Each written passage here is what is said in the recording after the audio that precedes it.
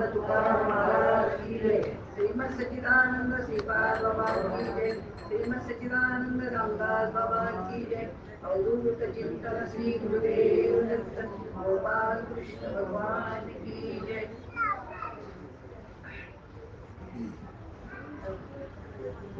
जेने भ्रांतीपासून हिरतले गुरुवाक्य मन धुतले मग आत्मस्वरूपी घातले करोनिया.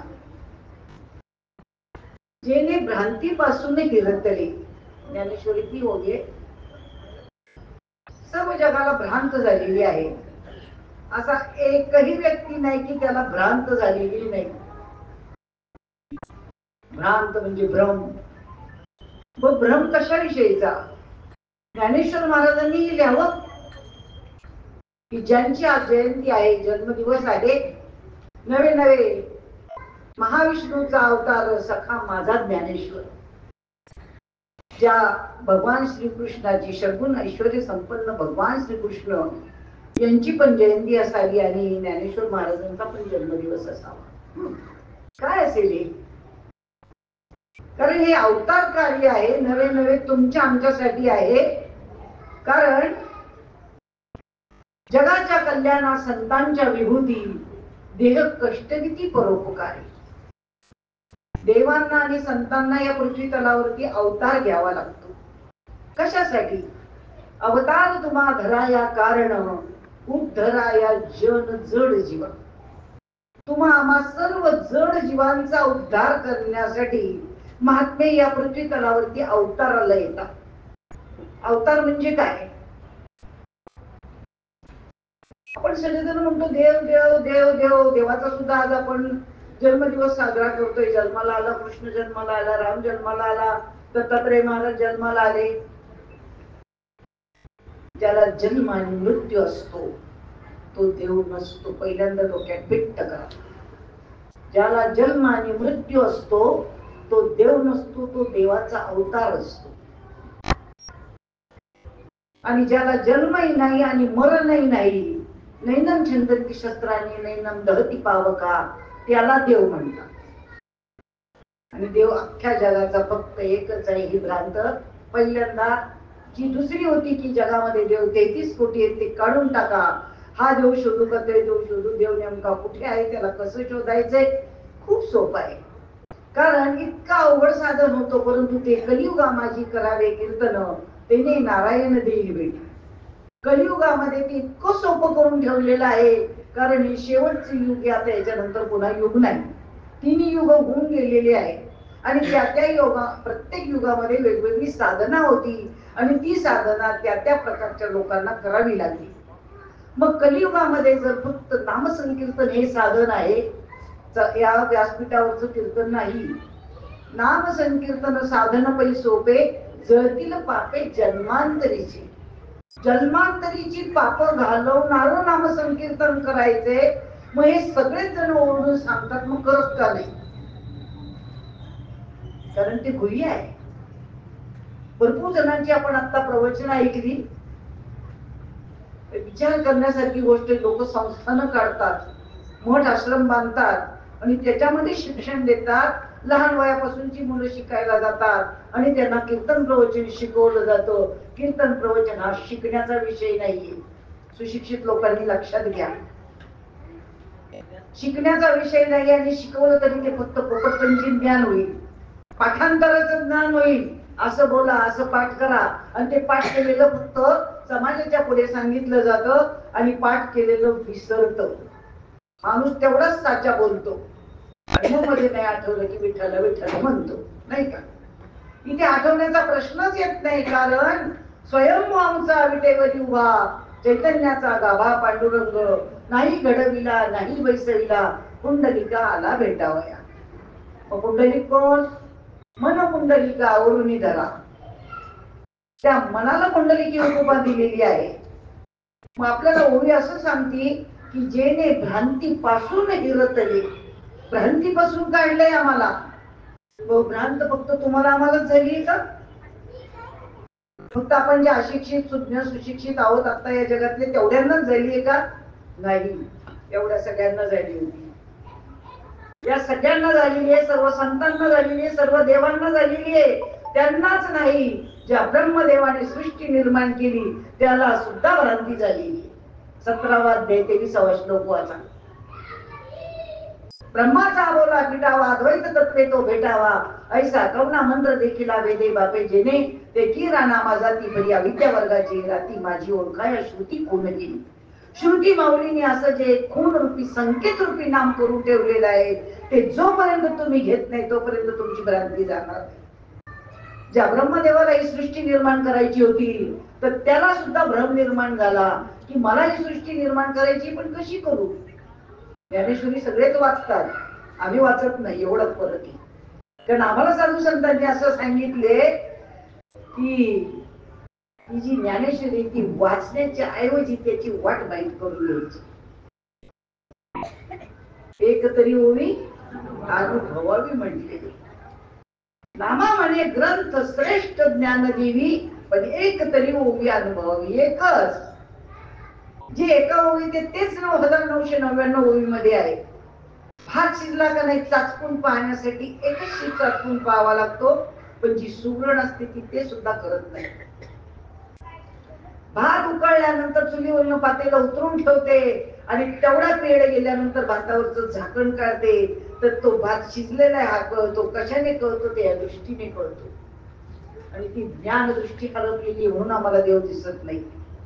त्या ज्ञान दृष्टीने तिला कळतं की हा भात शिजलेला आहे, त्या भातामध्ये असे छिद्र पडलेले असतात, अजूनही करून घरी गेल्यावर, आणि ती बरोबर ओळखते की भात शिजलेला आहे. मग त्या सुगरणीच्या डोळ्यांना एवढं कळलं की भात शिजला आहे, आणि म्हणून माऊलींनी लिहिलं की एक तरी ओवी अनुभवावी. आज आमचे पारायण चाललेत गल्लोगल्लीमध्ये, नुसती बोटं फिरवली जातात, नुसती बोटं फिरवली जातात. हा त्याच्या मागे बोलतोय, तो त्याच्या मागे बोलतोय. ती किती दिवस चालणार.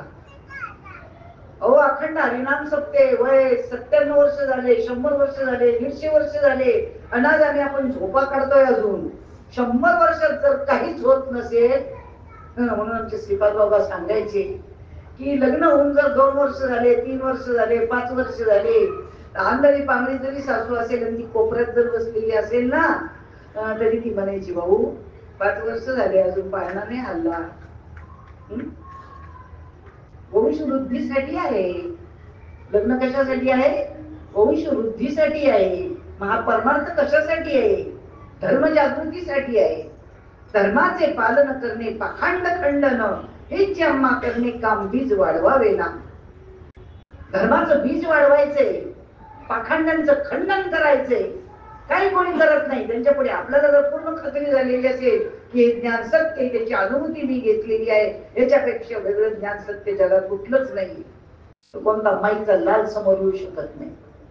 ती ताकद आपण कमवायची, ती सद्गुरूंची कृपा संपादन करायची. जीवनामध्ये प्रपंचातलं काही मिळवायचं नाही, सगळं नाशिवंत आहे, सगळं नाशिवंत आहे. मान नको, प्रसिद्ध नको, कारण प्रारब्धची जोडे धन, प्रारब्धची वाढे मान. प्रारब्धाशिवाय मिळणार नाही. आपल्या प्रारब्धात गरिबी असेल तर गरिबीच मिळणार, श्रीमंती असेल तर श्रीमंतीच मिळणार, मोठी गाडी मिळायची असेल तर तीच मिळणार. ते जे प्रारब्धात आहे तेच कोणालाही चुकलेलं नाही. मग जर भ्रांतीपासून बाजूला काढण्यासाठी त्या ब्रह्मदेवाला सुद्धा भ्रांती झाली होती की मी आता कोणाचं सहकार्य घेऊ. मग त्या ब्रह्मदेवाला त्या देवाला आळवावं लागलं. आता कोणत्या देवाला आळवायचं. आता 33 कोटी देव बसतात, ते रोजचा वेगळा 7 वार करून ठेवले, 7 वाराचे 7 देव. भजनाला सुद्धा वाराचे अभंग म्हणतात. ते काही कोणी मोडून काढायला तयार नाही. अजून मोडून काढणारा खरा पाहिजे, आणि जो मोडून काढेल ना ती खरी धर्म जागृती. कसले वाराचे भजन आहेत हो. कुणी सांगितले वाराचे भजन. आणि वाराचा देव देव नाहीच आहे, वाराचा नाही, कुठलाच नाही. आणि त्या भगवंताला, त्या ब्रह्मदेवाला सृष्टी निर्माण करायची, तर शेवटी देवाला आळवणी केली. आळवणी केली म्हणजेच पारायण केलं आणि ते नामस्मरण केलं. पण कोणतं केलं हाही प्रश्न आहे. रामाई जन्माला आलेला नव्हता, कृष्णही नव्हता, दत्तही नव्हते, महादेव नव्हते, कोणीच नव्हते. असं विचारलं पाहिजे प्रत्येक बाबाला. सप्त्यामध्ये कीर्तनाला बोलवल्यानंतर कुठल्याही महाराजाला विचारायचंय की मी त्या ब्रह्मदेवाने कोणतं नाम घेतलं. ज्ञानेश्वरीचं पारायण करताना आम्हाला ते सांगा, आम्ही तुम्हाला शरण आलेलो आहे. तर शरणागतालाच मिळतं ते. कारण जरी मगाची ओवी घेतली आहे की त्या भगवंताने षडगुण ऐश्वर्य संपन्न भगवान श्रीकृष्ण यांनी स्वतःच्या आईला सांगितलं नाही, वडिलांना सांगितलं नाही, भावाला सांगितलं नाही, कारण ते शरण आले नाही. ते शरण आले नाही तर आणि पुढे भगवंताने ओवी लिहून ठेवलेली आहे. प्रत्येकाच्या मध्ये भगवान उवाच म्हटलेलं आहे. आणि भगवंताच्या म्हणण्यावर जर विश्वास बसत नसेल तर परमार्थ करून उपयोग नाही, जगून तर अजिबातच उपयोग नाही. आपले नाशिवंत नासक्या पुचक्या देहावर विश्वास आहे, कोण काय बोलतोय ते, आणि तिथे भगवान उवाचे लिहिलेले त्याच्यावर विश्वास पाहिजे. ते भगवंत म्हणतात मी माझ्या आईला सांगितलं नाही, वडिलांना सांगितलं नाही, भावाला सांगितलं नाही, पण अर्जुना तुला सांगतोय. आणि पुन्हा आणखी एका ओवीमध्ये म्हणतात जो मज होय अनन्य शरण त्याचे निवारी मी जन्म मरण. जो कोणी मला शरण येतो त्याचं जन्म मरण चुकवण्याचं काम माझे. माझं म्हणजे कोणाचं? माझं नाही ना. माझं डोकं, माझं कपाळ, माझा हात, माझा पाय, नाही का, माझा मुलगा, माझा नवरा, माझी संपत्ती, माझं घर, माझं दार, माझं म्हणणारा कोणी आहे ना? कोणीतरी सगळं म्हणतोय ना तो. तुम्ही म्हणता का मी तुटलो, मी फुटलो? नाही ना. माझं म्हणणारा कोणीतरी आहे आणि त्याला शरण जायला पाहिजे की ज्याच्यामुळे शरीर चालतंय, बोलतंय, रोज प्रमाण चालू. मग विचार करा की ज्याच्या सत्तेवर चालेल शरीर कुणाची असते तो आतमध्ये आहे आणि तो आतमध्ये असल्या कारणानं त्याची ओळख करून घ्यायची की ज्याच्यामुळे मी जिवंत आहे. मग ती ओळख करून घेण्यासाठी सुद्धा ब्रह्मदेवाला चिंतन करावं लागलं आणि ते चिंतन कोणतं केलं? हंसरूपी ब्रह्मा उपदेशी श्री आली. इथे हंसाचं चित्र आहे बघा. आणि हा संप्रदाय तुम्हाला जगात कुठे पाहायला मिळणार नाही. जगात भेटला तुम्हाला आणून दाखवा, एवढं चॅलेंज आहे. 37 वर्ष झाले कार्यकर्ते, 3 तप होऊन गेले. 3 तप 37 वर्षात अजून एकही भेटला नाही. साधकही नाही आणि सांगणाराही नाही. एवढी महात्म्यांची कृपा आहे आपल्यावरती. किती मोठ्या महात्म्यांच्या पोटी आपण जन्माला आलेलो आहोत त्याचं वर्णन सुद्धा करू शकणार नाही. विचार करा की ज्या महात्म्यांनी ते नाम घ्यावं ते आपल्यापर्यंत गुरु शिष्य परंपरेने यावं, त्याला संत मालिका म्हणतात, त्याला संप्रदाय म्हणतात. आज जगामध्ये अनेक संप्रदाय आहेत, काही घेणं नाही त्यांच्याशी, त्याला काना दिलेला आहे, संप्रदाय म्हटलेले. आणि आपला आहे तो संप्रदाय. आज या संप्रत काळामध्ये सुद्धा त्या भगवंताच्या नामाचं दायित्व केलं जातं, या नाव संप्रदाय. मग ते दायित्व, तो संप्रदाय कुठला? तर त्या हंसरूपी ब्रह्मा उपदेशी स्त्री आली, त्याला उपदेश केला. त्या ओतप्रोत भरलेला भगवंत आहे त्याने हंसाचं रूप घेतलं आणि त्या हंसाने ब्रह्मदेवाच्या कानात ते नाममंत्र सांगितला जो तुम्हाला मिळालेला आहे, तो महावाक्याचा बोल. आणि ते नाम ब्रह्मदेवाला सांगितलं. ब्रह्मदेवाने त्या नामाचं चिंतन केलं, आवर्तन केलं, पुन्हा पुन्हा ते म्हटलं आणि त्याच्यातून ही सृष्टी निर्माण झालेली आहे. म्हणजे आपण ज्या नामातून जन्माला आलेलो आहोत ना, आणि त्याचाच विसर पडलेला आहे आपल्याला. आणि ती भ्रांत झालेली आहे की नेमका देव कुठे आहे, त्याला कुठं शोधायचा आहे, तो कसा आहे, 4 हातापायाचा आहे का, शंखचक्र गदा डमरू आहे का त्याच्या हातामध्ये, त्याचे आईबाप कोण आहे, काही शोध करायची गरज नाहीये. त्याला आई नाही, बाप नाही, रंग नाही, रूप नाही, काहीच नाहीये. तो निर्गुण निराकार आहे. अरे त्यांनी सांगितलं वेद जाणून गेला तो पुढे मौन आवला. पण ते गुह्य तुझला प्राप्त कसे? कोणाला प्रश्न विचारलाय? साधकांना प्रश्न आहे, शिष्यांना नाहीये, बाहेरच्या कीर्तनकारांना नाहीये, दिनदमडीच्या माळकऱ्यांना नाहीये, नुसते टिळा लावून त्या पंढरपूरच्या वारीला जाणाऱ्या 10 लाख लोकांना नाहीये हा प्रश्न. हा प्रश्न फक्त साधकांना आहे. वेद जाणू गेला तो पुढे मौनावला, पण ते गुह्य तुझला प्राप्त कैसे? हे गुह्य तुला कळालं कसं? आणि मग तो म्हणतो पूर्ण सुकृताचा, पूर्ण अभ्यासाचा, दास सद्गुरूचा तोचीच आहे. अरे माझं पूर्ण सुकृत होतं, पूर्ण संचित होतं आणि मी सद्गुरूंची शरणागती केली आणि म्हणून मला ते गुह्य कळालं. मग गुह्य म्हणजे काय? की जे भगवंताने आईला सांगितलं नाही, वडिलांना सांगितलं नाही, भावाला सांगितलं नाही आणि ते फक्त अर्जुनाला सांगितलेलं आहे. आणि ते गुह्य काय ठेवलं? 9व्या अध्यायातला 2रा श्लोक, राजविद्या राजगुह्यम पवित्रमिदम उत्तमम.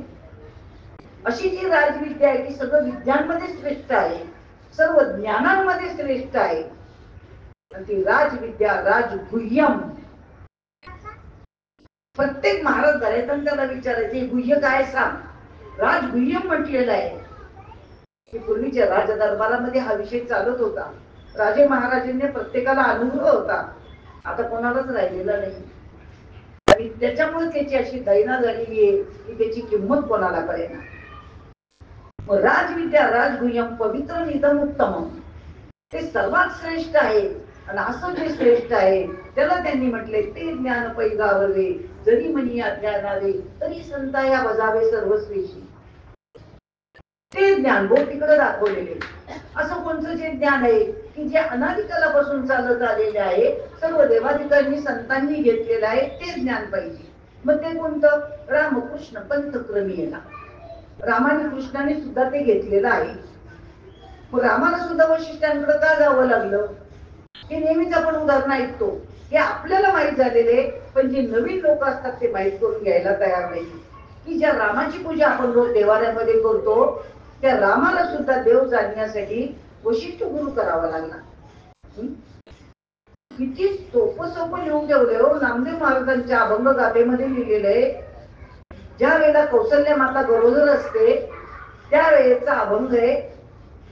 परब्रह्म पूर्ण आले माझ्या घरी, नकळे अंतरी नृपाचिया, करती बडबड होती भूतचेष्ट, पाचारा वशिष्ठ लवकरी.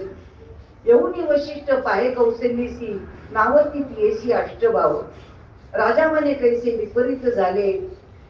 विचार करा, त्या अभंगामध्ये लिहिलंय की राजा म्हणजे कैसे विपरीत झाले. माझी जी बायको आहे कौशल्या, ही गडबडाला होती, हिला कोणी भूतानी पछाडलंय का? विचार करण्यासारखी गोष्ट आहे. आणि ती वशिष्ठ ऋषींकडे जाऊन आलेली असते ना, अनुभव घेऊन आलेली असते. हे सगळे पुरावे आपल्याला माहित पाहिजे असतात. आणि हे बोलण्यासाठी आपल्याला माहिती पाहिजे की जेणेकरून समोरची वाचा बंद करायची. मग जर कौशल्य ते नामस्मरण करते आणि जमिनीवरती गडबडा लोळते, आणि त्यावेळेला दशरथ राजाला प्रश्न पडतो की जमिनीवरती गडबडा लोळते त्यावेळेला ती गरोदर असते. रामाच्या वेळेला तो गर्भ पोटामध्ये वाढलाय, राम अजून जन्माला आलेला नाहीये. आणि त्यावेळेला दशरथ राजाला प्रश्न पडला आणि दशरथ राजा घाबरून गेला. आणि मग त्याला लक्षात आलं की वशिष्ठ ऋषींकडे जाऊन आलेली आहे, आणि म्हणून त्यांनी वशिष्ठ ऋषींना पाचारण केलं. त्यांना बोलवलं घरी, आणि घरी बोलवल्यानंतर त्यांनी पाहिलं, पण तिचे अष्टसात्विक भाव पाहून त्यांनाच अष्टसात्विक भाव झाले. वशिष्ठ ऋषींना ही भाषा कोणाला कळेल? ज्यांनी अनुभव घेतलाय त्यांनाच कळेल. हे बाकीच्यांचा अभ्यास नाही. हा आपल्याकडचा उच्च कोटीचा अभ्यास आहे, वेदांच्याही बाहेरचा आहे. कारण 4 वेद, शास्त्र, 18 पुराण, 11 उपनिषद, 64 कला, हे सुद्धा त्याचं वर्णन करून करून थकले, पण शेवटी त्याचा अनुभवच घ्यावा लागला. आणि म्हणून मग ज्या वेळेला कळालं की तिची अवस्था झालेली आहे, ती राष्ट्रसात्विक भाव झालेली आहे, त्यावेळेला वशिष्ठ ऋषींनी सांगितलं दशरथ राजाला घाबरू नका, ती रामरूप झालेली आहे. शब्द नीट ऐका, टेप करून घ्या, लिहून घ्या. नामदेव गाथ्यातला अभंग आहे. कोणत्याही महाराजाला दाखवायचा ऑल इंडियातल्या, त्याला सांगायचं की रामात तो गर्भ आहे, तो कौशल्याच्या पोटामध्ये वाढतोय, अजून राम जन्माला आलेला नाहीये. आणि वशिष्ठ ऋषी आले आणि ते सांगतात की कौशल्या माता रामरूप झालेली आहे, रामरूप झालेली आहे. मग जर जगामध्ये अजून रामच नाहीये, तर मग कौशल्या कोणत्या नामामध्ये विलीन झाली? विचारायचे ते प्रश्न. तोपर्यंत धर्मजागृती होणार नाही, असंच चालू राहणार आहे, असंच चालू राहणार आहे. जोपर्यंत तुम्ही आपण उठत नाही, एकमेकाला सहाय्य देत नाही, एकमेकाला सहाय्य करू अवघे धरू सुपंत, विचारा प्रश्न काही बिघडणार नाही. मग विचार करण्यासारखी गोष्ट की त्यांनी सांगितलं की ती रामरूप झालेली, मग कोणत्या रामात विलीन झाली? आत्मारामामध्ये विलीन झाली. राम तर नंतर जन्माला आला, म्हणून त्याचं पाळण्यामध्ये नाव ठेवलं राम. कृष्ण जन्माला आला, कृष्णाचं नाव ठेवलं पाळण्यामध्ये राम कृष्ण, नाही का? मग राम एका युगात जन्माला आले, कृष्ण एका युगामध्ये जन्माला आले, मग कोणता रामकृष्ण हरी म्हणायचा? फार मोठा प्रश्न आहे. रामकृष्ण हरी कोणता म्हणायचा? अरे त्यांनी हरिपाठामध्ये स्पष्ट लिहिलंय, राम कृष्ण वाचा. सगळ्यांचा हरिपाठ तोंड पाठ आहे, आमचा नाही पाठ. राम कृष्ण वाचा, पुढं काय लिहिलंय? भाव हा जीवाचा. जीवाचा आहे तो मंत्र. हा जीव भाव मरणार आहे. बरेच लोक म्हणतात माझ्या जीवाला आज काही बरंच वाटत नाही, नाही का? माझ्या जीवाला गोड वाटत नाही. ओरिजिनल शिव आहे, पण त्याला मानलंय जीव. रामकृष्ण वाचा, भाव हा जीवाचा. पण पुढची ओळख कोणाची पाठ आहे का नाही? आत्मा तो शिवाचा, तो रामजो. मग ते म्हणवते बाबाला, आत्म्याचा दोष रामजप आहे तो दे. किती जण देतात? त्यांच्या पाठीमागे खानदान पाहिजे, वंशावळ पाहिजे, तर देऊ शकतील. एकाकडेही नाहीये, आणि असेल तरी देणार नाही. जा, कारण अवस्था करून घेणं सोपं नाहीये. हे फक्त श्रीपाद बाबांनीच केलं. कारण श्रीपाद बाबांसारखा महात्मा न होतो न भविष्यातील पुन्हा अवताराला येणार नाही. कारण अवस्था विषय फार कठीण आहे. आत्मा पिंडातून ब्रह्मांडात न्यावा लागतो. एवढा अवघड कार्य करून घ्यायला कोणता बाबा रिकामा नाहीये. 2 तास कीर्तन करायचे आणि पळायचे. आणि हे कार्य त्या महात्म्याने करून घेतलं. गुरु शिष्य परंपरा जिवंत ठेवली. अधिकारी वर्ग तयार केला. प्रत्येक जिल्ह्यात अधिकारी वर्ग तयार केला, की जेणेकरून ते भाग सांभाळतील आणि त्यांना तिकडच्या गावामध्ये लोक वाढवता येतील. आणि म्हणून तो अधिकारी वर्ग वाढवला. अधिकार हा अनाधिकारापासून आहे, पण इतर महात्म्यांना तो टिकवता आला नाही. अधिकार अनाधिकारापासून आहे. ज्या अर्थी नामदेव महाराजांना विसोबा क्षेत्राकडे पाठवलं. आपण सूक्ष्म अभ्यास करत नाहीये. नुसता अनुग्रह घेऊन कोणी उपकार करत नाही. प्रबोध घेऊन कोणी उपकार करत नाही. माळा दुसऱ्याला घालवण्यात दाखवण्यासाठी नाहीये. स्वतःचा अभ्यास वाढवायचा आहे, शास्त्राचा अभ्यास वाढवायचा आहे. नामदेव महाराजांना विसोबा क्षेत्रांनी अनुग्रह दिला. सगळ्यांना माहितीये ना विसोबा क्षेत्र कोण येते? नालायक माणूस होता. बरोबर आहे का? चुकीचं आहे? घाबरत नाही का मी बोलायला? कारण ज्यांनी ज्ञानेश्वर महाराजांना पुरणपोळी खायची असते ते खापर मिळू दिलं नव्हतं. आता नाक छळलं कोणी? विसोबा खेचरांनी. आणि तेच विसोबा खेचर ज्या वेळेला पश्चाताप झाला आणि शरण आले, त्यावेळेला ज्ञानेश्वर महाराजांनी त्यांना आपल्यामध्ये आत्मसात करून घेतलं आणि अनुग्रह देऊन सगळ्या पुढच्या क्रिया करून 3 वर्षात संत या पदाला बसवले होते. रेकॉर्ड सगळ्यांचं माहित पाहिजे. आम्हाला तर महिन्यात रेकॉर्ड आहे. एका महिन्यात आज अनुग्रह, 8व्या दिवशी प्रबोध, 10व्या दिवशी प्रवचन आणि महिन्याच्या आत कीर्तन. विचार करण्यासारखी गोष्ट आहे ना हो. सगळं आजही जिवंत आहे. मग विचार करा की त्या विसोबा क्षेत्राला 3 वर्षात संत या पदाला बसवलं. आणि पांडुरंगाला, म्हणजे देवाच्या हातात सत्ता नाहीये अनुग्रह देण्याची. देवाच्या हातात सत्ता नाही. मग शेवटी पांडुरंगाला जरी शरण गेले तरी नामदेव महाराजाला सांगितलं, नाही तुला कुठं जावं लागेल? औंढ्या नागनाथला जावं लागेल. आणि औंढ्या नागनाथला शेवटी विसोबा खेचरांकडे पाठवलं आणि त्यांच्या मार्फत अनुग्रह दिला. त्याला म्हणतात गुरु शिष्य परंपरा. ही दाखवली त्यांनी.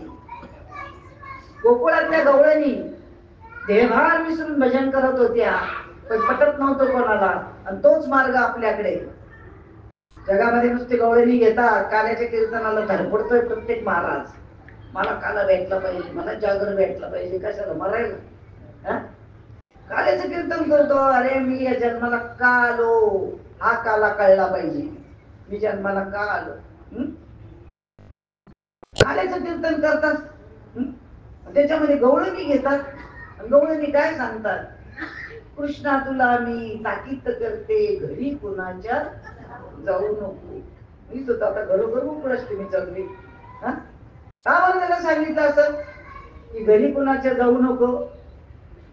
अरे भामटे असे आहेत ना, लागेल तेवढी पूजा करतील. हळदी कुंकू वा, उदबत्ती लाव, हार घाल, अमुक कर, सुगंधी उदबत्ती लाव, कापूर लाव, आरती कर, सगळं कर. ही बाह्यांगाची भक्ती सगळ्यांना आवडते. बाह्यांगाची भक्ती सगळ्यांना आवडते, पण अंतरंगातली भक्ती आवडत नाही. आणि देव आतमध्ये आहे. भक्ती अंतरंगातली करायची. भक्ती अंतरंगातली करायची. ही ओवी पुढे काय सांगते? जेणे भ्रांतीपासून हिरतले गुरु वाक्य मन धुतले. गुरूंच्या वाक्याने काय धुतलं गेलं? मन धुतलं गेलं. मग आता तुमचं मन आत आहे का बाहेर आहे? नक्की. बाकीच्यांचं तसं आताच आहे सगळ्यांचं, ओरिजिनल आताच आहे. पण आता ते बाहेर गेलं त्याला आम्ही काय करणार नाही का? तसं ओरिजिनल आताच आहे. मन आताच आहे, बुद्धी आताच आहे, चित्त आताच आहे, अहंकार आताच आहे, नाही का? परमार्थाचं वळण कोणाला लावायचे? या इंद्रियांना, हाताला पायाला. नाही, हाताने ती उचलूची लावलीच गेली पाहिजे, हाताने दिवा लावला गेला पाहिजे, पायाने तीर्थयात्रा झाली पाहिजे, डोकं घाण पडलंच पाहिजे. इंद्रियांना नाही वळण लावायचं. इंद्रियांना वळण लावायचं नाही. इंद्रिय ध्येयाचे वळण लावायचे ते मनाला लावायचे. कारण ते मन इतकं चंचल आहे ना, वाऱ्यासारखं धावतंय. तुम्हाला असं वाटतंय की आता इथं बसले? काही त्यांचं तर पळूनही गेलं, चला घरी, नाही का? बसलो तर एक दिवस आम्ही 4 तास घालू शकत नाही हो, घालूच शकत नाही. पण तो प्रपंच एवढा पाठीमागं लागलेला आहे ना, काही करू शकत नाही. आधी आमचे शिवादादा निघून गेले, राहिलं कोणाचं काही. मागच्या वर्षी बिचाऱ्याने फोटो काढले ना, मी फोटो त्याला फोन केला, अरे तू बेटा फोटो काढले, मला पाठवते फोटो. त्याला वाटलं असेल माझं पुढच्या वर्षी असं होईल. 2 सेकंद आधी वाटलं असेल माझं असं होईल. कोणालाच माहित नसतं. एक क्षणाचा सुद्धा भरोसा नाही. त्यांनी साधू संतांनी सांगितलंय, पंख पाखडी म्हणजे माशी जी आहे ना, तिचं पंख फडफडतं तेवढ्या वेळा लक्षण म्हटलेले. डोळ्याची पापणी लवते न लवते तेवढ्या वेळा लक्षण म्हटलेले. आणि तेवढी गॅरंटी सुद्धा नाही आपल्या जीवनाची. तरी एवढी गमेंट करू, आता काय घाई का? नंतर करू. अजून आमचे पोरं मोठे व्हायचे, नोकरीला लागायचे, नाही का? आम्ही म्हातारं व्हायचोय, रिटायर व्हायचे, मग करू. काय माळे आपण तर खात पितच नाही, माळेची काही गरजच नाही. बाबा खाण्यापिण्यासाठी माळे काय? खाण्यापिण्यासाठी माळे? तेव्हाच मी निवाळा घातले, काय खात पित होते का काय? काहीच कळत नाही हो. बाबा लोक काहीच शिकवत नाही, यांना तर स्वतःला काहीच नाही. खाण्यापिण्यासाठी माळ नाही. मग तुम्ही म्हणता बरं झालं, घ्या ताईकडनं माळ घालून, काय प्यायला मोकळे. नाहीये तसं, तसं नाहीये. आधी औषध आहे, मग पथ्य पाणी. डॉक्टर आधी औषध देतो लिहून, मग पथ्य पाणी सांगतोय. पथ्य पाणी नंतरच आहे. आधी माळ घालायची, अनुग्रह घ्यायचाय, आणि मग नंतर ते पथ्य पाणी सांगितलेलं आहे की खाऊ नका, पिऊ नका म्हणून. बरं का? आमच्या तर कोरोनाच्या काळातही माळ निघून गेला, डॉक्टर भेटला त्यांना. आम्हाला तर भेटतच नाही असं डॉक्टर. ते काढून टाका, खायला सुरुवात करायला लई ताकद येईल. खाऊन ताकद येते का? न खाता ताकद येते. अरे ताकद मनाची पाहिजे. शरीर नुसतं झाड असून काय उपयोगाचं, हेच आम्हाला अजून कळत नाही ना. विचार करा की आम्ही एवढ्या भ्रांतीमध्ये अडकलेलो, एवढ्या भ्रांतीमध्ये अडकलेलो आहे. आणि त्या भ्रांतीतून बाहेर काढण्यासाठी पहिल्यांदा मन धुतलं गेलं पाहिजे.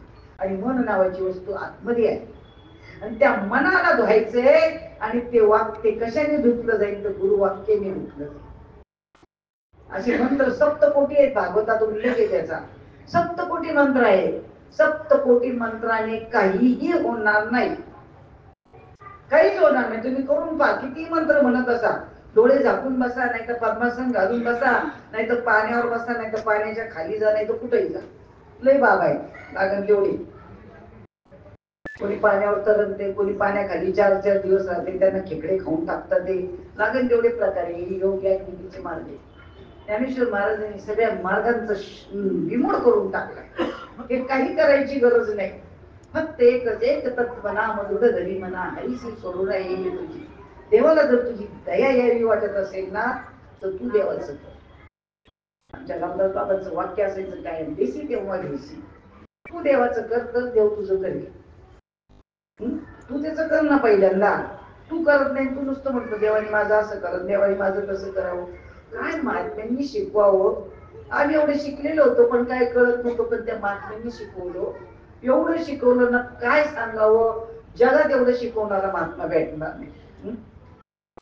मग भ्रांतीपासून हिरतले, गुरु वाक्य म्हणत धुतले, आणि मग आत्मस्वरूपी घातले हागुनिया. आत्मस्वरूपाला नंतर घालतात, आधी मन स्वच्छ करावं लागतं. तर मन इतकं वरवटलेलं आहे, चित्त इतकं वरवटलेलं आहे. कारण तुकाराम महाराजांनी सांगितलेलं आहे, आपुलाली चित्त शुद्ध करा. आता चित्त कसं शुद्ध करावं लागेल नाही का. आरशामध्ये पाहायचे, त्याच्यामध्ये काही दिसेना, चेहरा खराब दिसायला लागला, आरशाला लागलेला होता ऑइल पेंट नाही तर डांबर. आता आरसा पुसायचा का चेहरा पुसायचा? आमचा चेहराच खरडून पुसणं चालले. आरसा राहिला तसाच. अरे ज्याच्यावर डाग आहे पहिल्यांदा ते खरं पुसून काढा ना.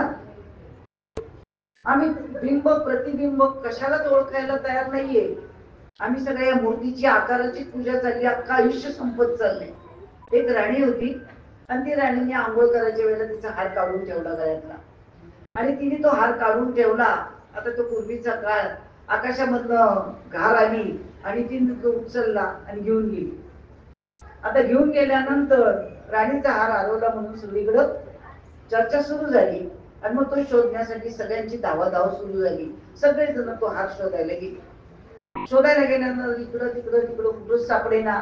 पण काही लोक नेमकं गावाच्या पाठीमागं त्या पाण्याच्या तलावाच्या तिथं गेले, आणि त्यांना एक जणाला तो हार दिसला पाण्यामध्ये.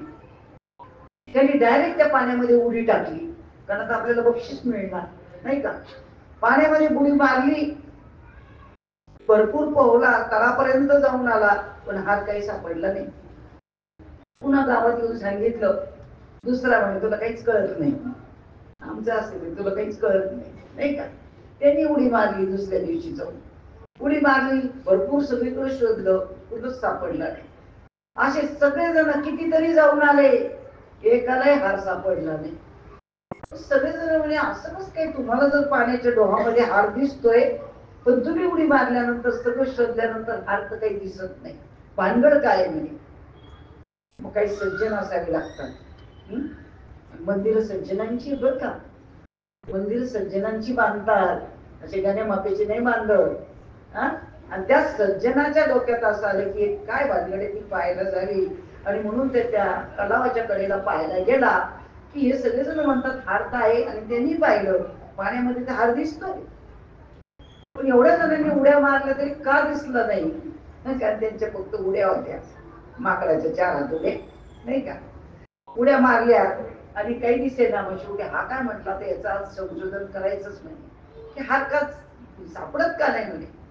मग त्यांनी सगळीकडे पाहिलं, इकडं पाहिलं, तिकडं पाहिलं. आता हे सगळेजण तर जाऊन आले, आतमध्ये बी सापडलं नाही, आणि सहज असं काही करता करता त्याची वर नजर गेली,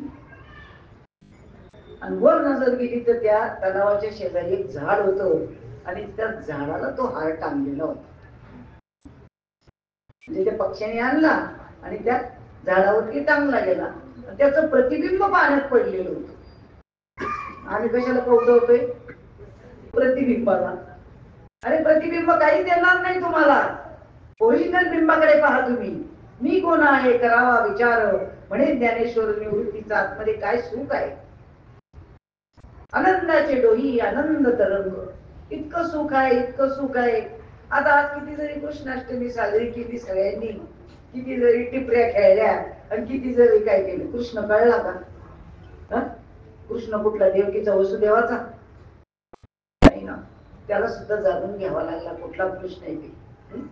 कारण काल्याच्या कीर्तनामध्ये जो सांगतात तो कृष्ण वेगळा आहे, अवताराला आलेला वेगळा आहे. शास्त्रात तुम्ही आपण जो पूजा करतो तो वेगळा आहे. कारण शरीरधारी जो श्रीकृष्ण आहे तो अवताराला आलेला आहे, परंतु आपल्याला जो श्रीकृष्ण जाणायचा आहे तो अव्यंग आहे. त्याला शरीर नाही, अव्यक्त निराकार नाही जाकार, जे तुम्ही चरण याचर हरिसी भजे. तो श्रीकृष्ण परमात्मा तुमच्या शरीरामध्ये आहे, तो राम तुमच्या शरीरामध्ये आहे, ते दत्तात्रय तुमच्या शरीरामध्ये आहे, आणि त्या प्रत्येकाचा जन्म तुम्हाला करायचा आहे. आणि तो जन्म ज्या दिवशी तुम्ही सद्गुरूंची शरणागती करता, त्यांच्याकडनं अनुग्रह घेता, चिंतनाला बसतात, आणि त्यावेळेला तुम्ही मगाशी ते अभंग म्हटला, विमानाची दाटी पुष्पांचा वर्षाव स्वर्गाहुनी देव करीतात. आपल्याला प्रत्येक अभंगाचे अर्थ सुद्धा कळले पाहिजे की हा अभंग कोणत्या वेळेचा असेल. तर ज्या वेळेला माणूस चिंतनाला बसतो, साधक चिंतनाला बसतो, त्यावेळेला स्वर्गामध्ये विमानांची दाटी होते, आणि त्याच्यामध्ये सगळे देव तिथून पुष्पवृष्टी करत असतात. म्हणजे एवढा आनंदाचा क्षण असतो. आपल्याला काय त्याची महती कळते नाही का. आणि अवस्थेला बसल्यानंतर तुम्हाला जी अवस्था प्राप्त होते ती इतरांनी पाहिली तर त्यांना काशीला गेल्याचं पुण्य मिळतं, म्हणून हा मार्ग झाकून ठेवला होता, कोणीच उघड्यावर आणला नाही. कारण त्याला खूप मोठी ताकदपणाला लावावी लागते. कारण विनियोगाविन कर्म विफल होय. मुखी ते ब्रह्मनाम सगळ्या ओळख झालेले आहे. मुखामध्ये जरी ब्रह्मनाम असेल, हाती ते सात्विक कर्म, रोज पंगत घालत असेल, सगळ्यांची सेवा करत असेल, गुरुचे हातपाय दाबत असेल, सगळं जरी करत असेल, मुखी ते ब्रह्मज्ञान, हाती ते सात्विक कर्म, पण विनियोगाविन कर्म विफल होय. विनियोग जर नसेल, तुम्हाला ते नाम कसं घ्यायचं हा विनियोग जर नसेल तर ते कर्म सुद्धा वाया जाईल. आणि म्हणून त्याचा विनियोग कळला पाहिजे. मग ते जे नामस्मरण आहे ते कसं करायचं, त्याचा विनियोग रामाला कृष्णाला सुद्धा सांदीपनींकडनं आणि वशिष्ठांकडनं समजून घ्यावा लागला. दत्तात्रय महाराजांनी खूप सुरू केले जीवनामध्ये, पण तरी सुद्धा त्यांना आत्मसाक्षात्कार झाला नाही. आणि म्हणून त्यांना स्वतःचे वडील अत्रि ऋषी यांच्याकडनं अनुग्रह घ्यावा लागला. तुकाराम महाराजांना बाबाजी चैतन्यांना शरण जावं लागलं. ज्ञानेश्वर महाराजांना निवृत्तीनाथांकडनं अनुग्रह घ्यावा लागला. सर्वात पहिला अनुग्रह भगवान शंकराने पार्वती मातेला दिला. पहिला अनुग्रह स्त्रीला दिलेला आहे. म्हणजे जगामध्ये स्त्रीची उत्पत्ती झालेली आहे आणि मायेमुळेच हे जग चाललेलं आहे. स्त्री जर नसेल, माया जर नसेल, त्या जगाची उत्पत्ती होणार नाही. आणि म्हणून स्त्रीची अवहेलना होत असेल तर आपल्यासारखी पाहून घेऊ नका. सगळ्यांनी त्याच्या पाठीमागे उठलं पाहिजे, मोर्चे काढले पाहिजे, त्याच्यावरती आवाज उठवला पाहिजे. आणि तो जर उठवत नसेल तर काहीच उपयोग नाही साधन म्हणून सुद्धा. आणि म्हणून ज्या महात्म्यांनी आपल्याला हे एवढं आपल्यापर्यंत आणून पोहोचवलं, तो कृष्ण तुमच्याच शरीरामध्ये आहे, भगवंत तुमच्याच शरीरामध्ये आहे. कारण मज हृदयी सद्गुरु देण्याची तारिलो हा संसार बोले. हृदयामध्ये सद्गुरु आहे म्हणजे काय, तर ते ज्ञान तुमच्या हृदयामध्ये आहे. सद्गुरु हा देहधारी आहे. हा मायावी जगतातला सद्गुरु तुम्हाला मिळालेला आहे. त्यांच्याकडनं अनुग्रह मिळाला. ते मायावी जगतातलं सद्गुरूंचं अवतार कार्य आहे. कारण ते जे ज्ञान आहे ते कसं आहे, अव्यक्त आहे. कारण विहिरीमध्ये नथ पडलेली आहे, विहिरीमध्ये नथ पडलेली आहे, परंतु ती काढण्यासाठी एक जणांनी उडी मारलेली आहे. परंतु ती काढताना तो गेला आणि त्याला एवढा आनंद होत होता की नथ सापडली, कपारीमध्ये सापडली, सोन्याची नथ आहे, तिला मोती किती चांगले लावलेले, किती भारीची असेल, किती मोठी किंमत असेल, हे सगळं व्यक्त करायचे. पण पाण्यामध्ये जोपर्यंत आहे तोपर्यंत त्याला ते वर्णन व्यक्त करता येत नाही, तो अव्यक्त असतो. परंतु ज्या वेळेला तो पाण्यातून बाहेर येतो, वरती येतो, आणि मग सगळ्यांना आनंदाने सांगायला सुरुवात करतो की मी असं खाली उडी मारल्यानंतर त्या कपारीमध्ये नथ होती, किती भारीची नथ आहे, तिला किती मोती चांगले लावलेले, एवढी भारीची नथ आहे, तिची किंमत किती असेल, हे वर्णन केव्हा, बाहेर आल्यानंतर. तसं देहस्थितीमध्ये आणि विधेयी अवस्थेमध्ये फरक आहे. आपल्याला अवस्था होते त्यावेळेला आपण विधेयी अवस्थेमध्ये असतो आणि विधेयी अवस्थेमध्येच भक्ती होते. आणि खरा भक्तीचा मार्ग विधेयी अवस्थेमध्ये आहे. ज्या वेळेला अवस्था होत असते त्यावेळेला आपली भक्ती सिद्ध होते. आणि विधेयी अवस्थेतून आपण ज्या वेळेला बाहेर येतो, आता आपण सगळेजण देहस्थितीत आहोत, आणि मग त्याचं आपल्याला वर्णन करता येतं. म्हणून साधू संतांनी देहस्थितीवर आल्यावर त्याचे वर्णन केलेलं आहे. परंतु अनुभव मात्र विधेयी स्थितीमध्ये घ्यायचा आहे. देहीच विधेयी भोगू दशा. आणि म्हणून या देहाला विधेयी करण्याचं सामर्थ्य फक्त त्या भगवंताच्या नामामध्ये आहे. की नाम तुझे नारायणा पुरी पाषाणाला पाना, इतकं जबरदस्त ते नाम आहे. आणि ते भल्या भल्यांच्या वाट्याला नाही, ऋषी मुनींना मिळालं नाही, तपस्व्यांना मिळालं नाही, हिमालयात जाऊन मिळालं नाही, देवादिकांना भेटलं नाही, गंधर्वांना मिळालं नाही, किन्नरांना मिळालं नाही. परंतु ते तुमच्या आमच्या वाट्याला आहे. पूर्वजन्मीची आपली पुण्याई आहे. श्रीपाद बाबा सांगायचे, आपण भगवंताच्या काळामध्ये गायी होतो, रामाच्या काळामध्ये वानर होतो, आणि म्हणून आपल्याला ते भाग्य लाभलं. आणि म्हणून या जन्मामध्ये आपल्याला आल्यानंतर सद्गुरू भेटले आणि सद्गुरूच्या कृपेने त्या नामाचा उपदेश मिळाला आणि त्या नामाचं आपण चिंतन केल्यामुळे आज आपण एकत्र जमू शकतो, त्या विषयावर बोलू शकतो. तसं तर हा विषय माझं खूप गहन तत्वज्ञान आहे, खूप अवघड आहे. 16 वर्षी कोळी हा विषय म्हणजे, पण त्याचं सोपीकरण मात्र संतांनी केलेलं आहे. कारण बाबा नेहमी सांगायचे गणित खूप अवघड आहे, परंतु ते विद्यार्थ्याला जमत नाही. पण तो विद्यार्थी जर शरण आला, पण गणिताच्या टीचरकडेच गेला पाहिजे, भूगोलाच्या टीचरकडे जाऊन उपयोग नाही. आणि मग तो जर गणिताच्या टीचरला शरण गेला आणि सांगितलं की सर मला हे गणित सुटत नाही, सुटून द्या, तर त्यांनी त्याला जवळ बसवावं, समजून सांगावं, त्या गणिताची रीत सांगावी. हा शब्द लक्षात घ्या. गणिताची रीत समजून सांगावी आणि रीत समजून सांगितली तर त्याच पद्धतीची 1000 उदाहरणं त्या मुलाला सोडवता येतात. आणि म्हणून चालींपेक्षा रीत महत्वाची आहे. आणि म्हणून साधू संतांनी आपल्याला रीत शिकवली आणि त्या रीतीने आपल्याला परमार्थ करायचा आहे. आपल्याला जो तो कळाला त्या कारणानिमित्ताने तो सगळ्यांपर्यंत पोहोचवायचा आहे. आपल्याला समजलाय, परंतु आता इथे या कॉलनीमध्ये माहीत नाहीये, या कॅम्पसमध्ये माहीत नाही, या सोसायटीमध्ये माहीत नाहीये, म्हणून स्पीकर लावावा लागतो, म्हणून सगळ्यांना तो विषय सांगावा लागतो, नाही का? माहीत झालं तरी सांगावं लागतं.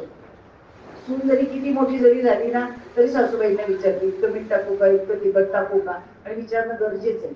आणि म्हणून तसंच हे सुद्धा आपल्याला जरी समजलेलं असेल तर इतरांना त्याचा लाभ व्हावा. एक जणाला जरी झाला तरी त्याच्यासारखं पुण्य कुठलं नाही. एकाच्या कैवाडी उभी बहुतांची कोणी, आणि म्हणून हा उपक्रम राबवला जातो. म्हणून आपण हे कार्यक्रम साजरे करतो, उत्सव साजरे करतो. आणि उत्सव साजरे करण्यामागे एकच असतं की जेणेकरून हा खेळ नव्हे फुल्यांचा म्हणून मेळ जमविला वैष्णवांचा, त्या आनंदाच्या ह्याच्यामध्ये आपल्याला रंगून जायचे आणि इतरांना सुद्धा त्याच्यामध्ये सहभागी करायचे. तो भगवंत आहे, तो अद्वैत आहे, म्हणून तो एका पायाने लंगडा आहे. एका पायाने लंगडा आहे, पण तरी सुद्धा त्यांनी काय म्हणले, देव एका पायाने लंगडा, नाही का? लंगडा आहे. खरंच श्रीकृष्ण लंगडा होता का? तरी कोणी प्रश्न विचारत नाही कीर्तनकारांना. एवढं श्रीकृष्ण चांगला होता, तो नाका पायाने दम दाखवत होता, तरी त्याला लंगडा का म्हटलेले? आपल्या देवाऱ्यातला सुद्धा बाळकृष्ण लंगडा आहे, नाही का? तर तो लंगडा म्हणजे अद्वैत सिद्धांत आहे. आणि त्याच्यामुळे त्याला लंगडा म्हटलेले, देव एका पायाने लंगडा. आणि म्हणून तो तसा पाहायला गेला तर लंगडा नाहीये, आपण लंगडे आहोत.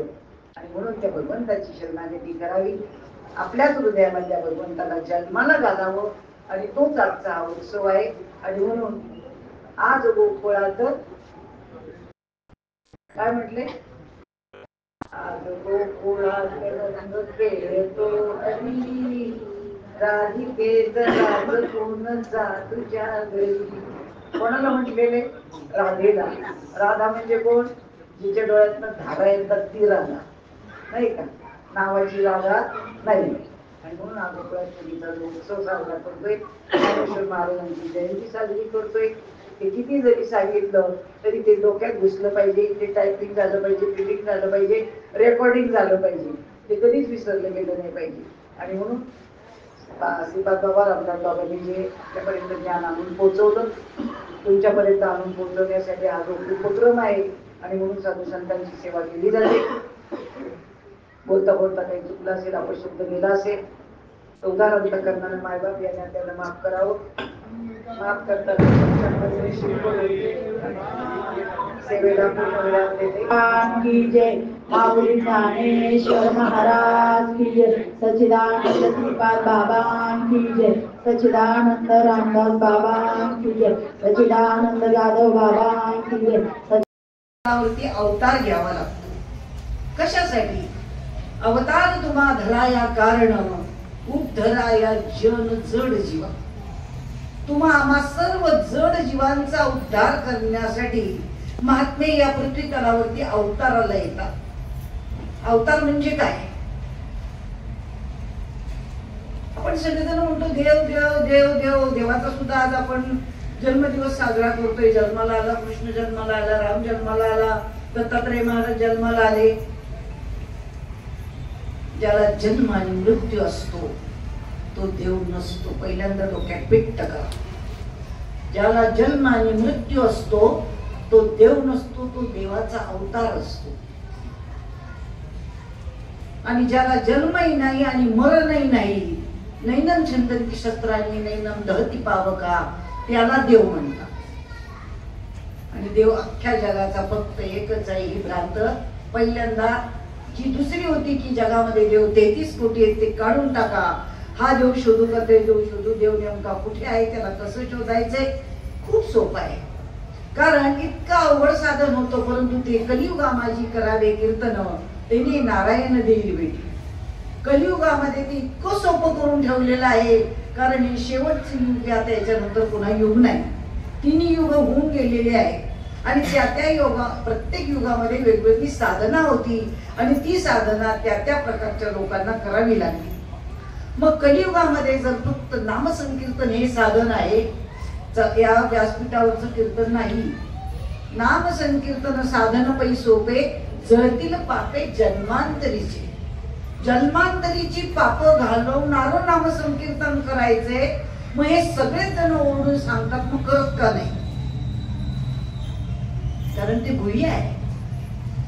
भरपूर जणांची आपण आता प्रवचन ऐकली,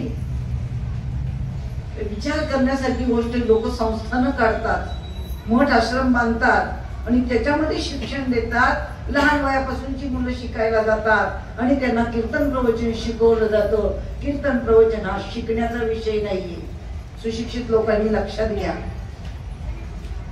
शिकण्याचा विषय नाही. आणि शिकवलं तरी ते फक्त पोपटपंची ज्ञान होईल, पाठांतराचं ज्ञान होईल. असं बोला, असं पाठ करा, आणि ते पाठ केलेलं फक्त समाजाच्या पुढे सांगितलं जातं आणि पाठ केलेलं विसरतं. माणूस तेवढाच साचा बोलतो आणि मग मध्ये नाही आठवलं की विठाला विठाला म्हणतो, नाही का? इथे आठवण्याचा प्रश्नच येत नाही. कारण स्वयंभू आमचा विटेवरी उभा, चैतन्याचा गाभा पांडुरंग, नाही घडविला नाही बैसविला, पुंडलिका आला भेटावया. मग पुंडलिक कोण? मन पुंडलिका आवरुनी धरा. त्या मनाला पुंडलिकी उपमा दिलेली आहे. मग आपल्याला ओवी असं सांगते की जेने भ्रांतीपासून हिरतले, भ्रांतीपासून काढलंय आम्हाला. भ्रांत फक्त तुम्हाला आम्हाला झाली का? फक्त आपण जे अशिक्षित सुज्ञ सुशिक्षित आहोत आता या जगातले तेवढ्यांनाच झालीये का? नाही, एवढ्या सगळ्यांना झाली होती. या सगळ्यांना झालेली आहे, सर्व संतांना झालेली आहे, सर्व देवांना झालेली आहे. त्यांनाच नाही, ज्या ब्रह्मदेवाने सृष्टी निर्माण केली त्याला सुद्धा भ्रांती झालेली आहे. 17वा अध्याय 23वा श्लोक वाचा. ब्रह्माचा बोला पिटावा, अद्वैत तत्वे तो भेटावा, ऐसा कवना मंत्र देखील वेदे बापे जेने, ते किरा नामा जाती या विद्या वर्गाची राती, माझी ओळखाय श्रुती कोण केली. श्रुती माऊलीने असं जे खून रूपी संकेत रूपी नाम करून ठेवलेलं आहे, ते जोपर्यंत तुम्ही घेत नाही तोपर्यंत तुमची भ्रांती जाणार नाही. ज्या ब्रह्मदेवाला ही सृष्टी निर्माण करायची होती तर त्याला सुद्धा भ्रम निर्माण झाला की मला ही सृष्टी निर्माण करायची, पण कशी करू? ज्ञानेश्वरी सगळेच वाचतात, आम्ही वाचत नाही, एवढं फरक आहे. कारण आम्हाला साधू संतांनी असं सांगितले की ती जी ज्ञानेश्वरी ती वाचण्याच्या ऐवजी त्याची वाट माहीत करून घ्यायची. एक तरी उभी अनुभवावी म्हटलेले. नामा म्हणे ग्रंथ श्रेष्ठ ज्ञान देवी, पण एक तरी ओवी अनुभवावी. एकच जे एका ओवी तेच 9999 ओवी मध्ये आहे. भात शिजला का नाही चाचपून पाहण्यासाठी एकच शीत चाचपून पाहावा लागतो, पण जी सुगरण असते ती ते सुद्धा करत नाही. भात उकळल्यानंतर चुलीवरनं पातेलं उतरून ठेवते आणि तेवढा पेळ गेल्यानंतर भातावरचं झाकण काढते, तर तो भात शिजलेला आहे हा कळतो. कशाने कळतो? ते या दृष्टीने कळतो. आणि ती ज्ञान दृष्टी हरपलेली म्हणून आम्हाला देव दिसत नाही. त्या ज्ञान दृष्टीने तिला कळतं की हा भात शिजलेला आहे. त्या भातामध्ये असे छिद्र पडलेले असतात, अजूनही करून पागरी गेल्यावर, आणि ती बरोबर ओळखते की भात शिजलेला आहे. मग त्या सुगरणीच्या डोळ्यांना एवढं कळलं की भात शिजला आहे, आणि म्हणून माऊलींनी लिहिलं की एक तरी ओवी अनुभवावी. आज आमचे पारायण चाललेत गल्लोगल्लीमध्ये, नुसती बोटं फिरवली जातात, नुसती बोटं फिरवली जातात. हा त्याच्या मागे बोलतोय, तो त्याच्या मागे बोलतोय. ही किती दिवस चालणार? अहो, अखंड हरिनाम सप्ते वय 97 वर्ष झाले, 100 वर्ष झाले, 150 वर्ष झाले, अनाज आम्ही आपण झोपा काढतोय अजून. 100 वर्षात जर काहीच होत नसेल, म्हणून आमचे श्रीपाद बाबा सांगायचे की लग्न होऊन जर 2 वर्ष झाले, 3 वर्ष झाले, 5 वर्ष झाले, आंधळी पांगळी जरी सासू असेल आणि ती कोपऱ्यात जर बसलेली असेल ना, तरी ती म्हणायची, भाऊ 5 वर्ष झाले अजून पाळणा नाही हल्ला. वंश वृद्धीसाठी आहे. लग्न कशासाठी आहे? वंश वृद्धीसाठी आहे. महापरमार्थ कशासाठी आहे? धर्म जागृतीसाठी आहे. धर्माचे पालन करणे, पाखंड खंडन हे चम्मा करणे, काम बीज वाढवावे नाम. धर्माचं बीज वाढवायचंय, पाखंडांचं खंडन करायचंय. काही कोणी करत नाही. त्यांच्या पुढे आपल्याला जर पूर्ण खात्री झालेली असेल की हे ज्ञान सत्य, त्याची अनुभूती मी घेतलेली आहे, याच्यापेक्षा वेगळं ज्ञान सत्य जगात कुठलंच नाही. तो कोणता माईचा लाज समोर येऊ शकत नाही. ती ताकद आपण कमवायची, ती सद्गुरूंची कृपा संपादन करायची. जीवनामध्ये प्रपंचातलं काही मिळवायचं नाही, सगळं नाशिवंत आहे, सगळं नाशिवंत आहे. मान नको, प्रसिद्धा नको, कारण प्रारब्धची जोडे धन, प्रारब्धची वाढे मान. प्रारब्धाशिवाय मिळणार नाही.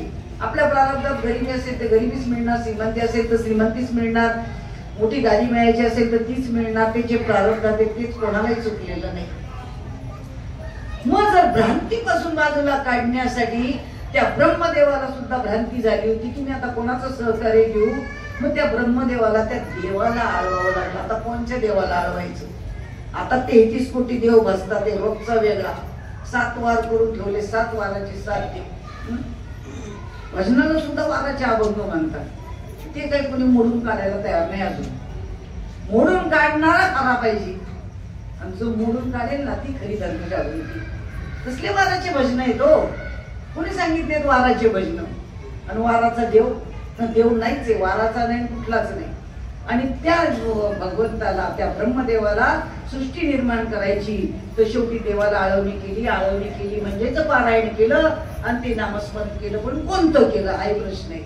रामाई जन्माला आलेला नव्हता, कृष्णही नव्हता, दत्तही नव्हते, महादेव नव्हते, कोणीच नव्हते. असं विचारलं पाहिजे प्रत्येक बाबाला.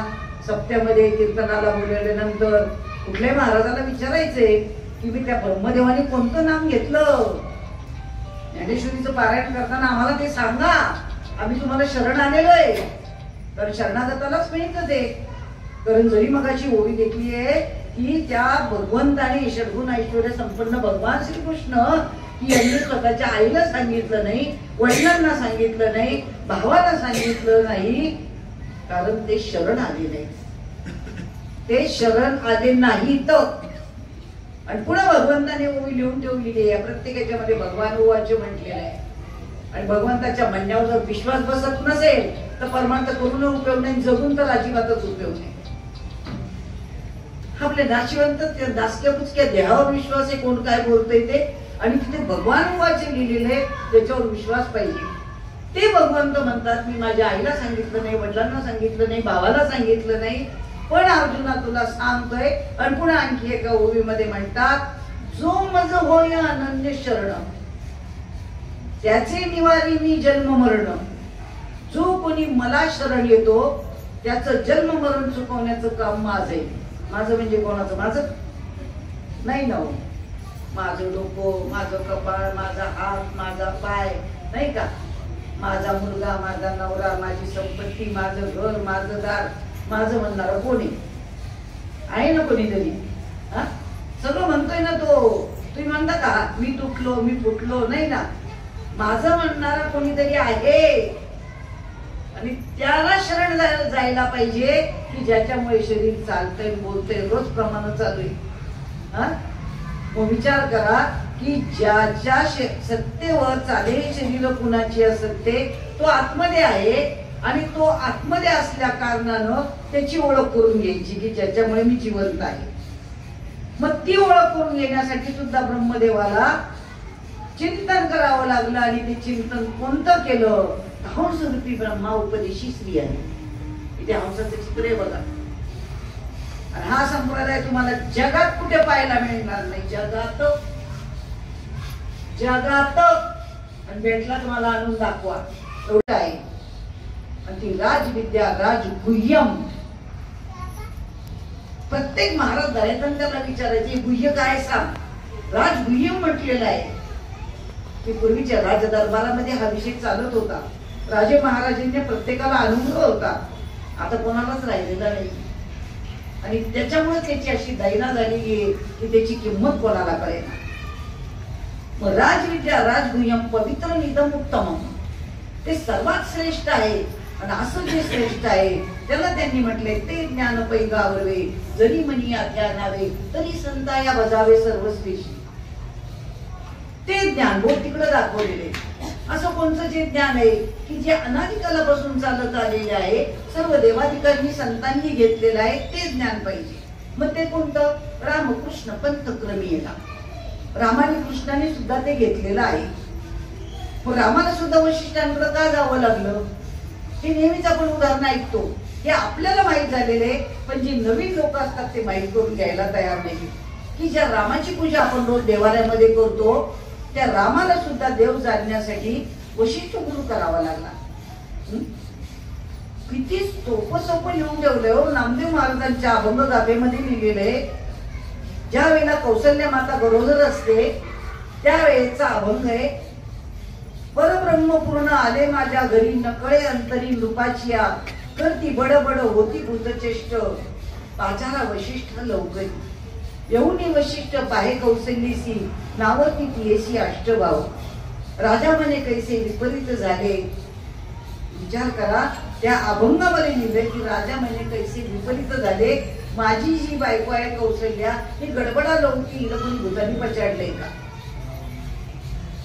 विचार करण्यासारखी गोष्ट आहे. आणि ती वशिष्ठ ऋषींकडे जाऊन आलेली असते, अनुभव घेऊन आलेली असते. हे सगळे पुरावे आपल्याला माहित पाहिजे असतात. आणि हे बोलण्यासाठी आपल्याला माहिती पाहिजे की जेणेकरून समोरची वाचा बंद करायची. मग जर कौसल्या ते नामस्मरण करते आणि जमिनीवरती गडबडा लोळतीये, आणि त्यावेळेला दशरथ राजाला प्रश्न पडतो की जमिनीवरती गडबडा लोळते, त्यावेळेला ती गरोदर असते. रामाच्या वेळेला तो गर्भ पोटामध्ये वाढलाय, राम अजून जन्माला आलेला नाहीये. आणि त्यावेळेला दशरथ राजाला प्रश्न पडला आणि दशरथ राजा घाबरून गेला. आणि मग त्याला लक्षात आलं की वशिष्ठ ऋषींकडे जाऊन आलेली आहे, आणि म्हणून त्यांनी वशिष्ठ ऋषींना पाचारण दिलं. त्यांना बोलवलं घरी, आणि घरी बोलवल्यानंतर त्यांनी पाहिलं, पण तिचे अष्टसात्विक भाव पाहून त्यांनाच अष्टसात्विक भाव झाला. वशिष्ठ ऋषींना ही भाषा कोणाला कळेल? ज्यांनी अनुभव घेतलाय त्यांनाच कळेल. हे बाकीच्यांचा अभ्यास नाही. आपल्याकडचा उच्च कोटीचा अभ्यास आहे, वेदांच्याही बाहेरचा आहे. कारण 4 वेद, शास्त्र, 18 पुराण, 11 उपनिषद, 64 कला, हे सुद्धा त्याचं वर्णन करून करून थकले, पण शेवटी त्याचा अनुभवच घ्यावा लागला. आणि म्हणून मग ज्या वेळेला कळालं की तिची अवस्था झालेली आहे, तिला अष्टसात्विक भाव झालेले आहेत, त्यावेळेला वशिष्ठ ऋषींनी सांगितलं दशरथ राजाला घाबरू नका, ती रामरूप झालेली आहे. शब्द नीट ऐका, टेप करून घ्या, लिहून घ्या. नामदेव गाथ्यातला अभंग आहे. कोणत्याही महाराजाला दाखवायचा ऑल इंडियातल्या, आणि त्याला सांगायचं की रामात तो गर्भ आहे, तो कौशल्याच्या पोटामध्ये वाढतोय, अजून राम जन्माला आलेला नाहीये. आणि वशिष्ठ ऋषी आले आणि ते सांगतात की कौसल्या माता रामरूप झालेली आहे, रामरूप झालेली आहे. मग जर जगामध्ये अजून रामच नाहीये, तर मग कौसल्या कोणत्या नामामध्ये विलीन झालेली? विचारायचे ते प्रश्न. तोपर्यंत धर्मजागृती होणार नाही. असंच चालू राहणार आहे, असंच चालू राहणार आहे. जोपर्यंत तुम्ही आपण उठत नाही, एकमेकाला सहाय्य देत नाही, एकमेका सहाय्य करू, अवघी धरू सुपंत. विचारा प्रश्न, काही बिघडणार नाही. मग विचार करण्यासारखी गोष्ट की त्यांनी सांगितलं की ती रामरूप झालेली आहे. मग कोणत्या रामात विलीन झाली? आत्मानामामध्ये विलीन झाली. राम तर नंतर जन्माला आला, मग त्याचं पाळण्यामध्ये नाव ठेवलं राम. कृष्ण जन्माला आला, कृष्णाचं नाव ठेवलं पाळण्यामध्ये कृष्ण, नाही का? मग राम एका युगात जन्माला आले, कृष्ण एका युगामध्ये जन्माला आले, मग कोणता रामकृष्ण हरी म्हणायचा? फार मोठा प्रश्न आहे. रामकृष्ण हरी कोणता म्हणायचा? अरे त्यांनी हरिपाठामध्ये स्पष्ट लिहिलंय, राम कृष्ण वाचा. सगळ्यांचा हरिपाठ तोंडपाठ आहे, आमचं नाही पाठ. राम कृष्ण वाचा. पुढे काय लिहिलंय? भाव हा जीवाचा, जीवाचा आहे तो मंत्र. हा जीव भाव मरणार आहे. बरेच लोक म्हणतात माझ्या जीवाला आज काही बरंच वाटत नाही, नाही का? माझ्या जीवाला गोड वाटत नाही. ओरिजिनल शिव आहे, पण त्याला मानलंय जीव. रामकृष्ण वाचा, भाव हा जीवाचा. पण पुढची ओळख कोणाची पाठ आहे का नाही? आत्मा तो शिवाचा, तो रामजीव. मग ते म्हणावते बाबाला, आत्म्याचा जोश राम जो आहे तो दे.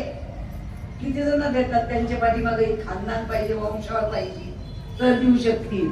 एकाकडेही नाहीये, आणि असेल तरी देणार नाही. जा, कारण अवस्था करून घेणं सोपं नाहीये.